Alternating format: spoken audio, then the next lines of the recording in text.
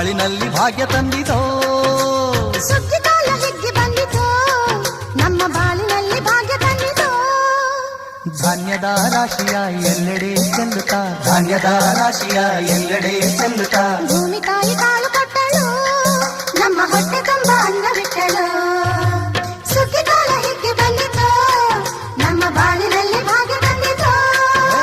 ಸುಗ್ಗಿ ಕಾಲ ಹಿಗ್ಗಿ ಬಂದಿತೋ, ನಮ್ಮ ಬಾಳಿನಲ್ಲಿ ಭಾಗ್ಯ ತಂದಿತೋ.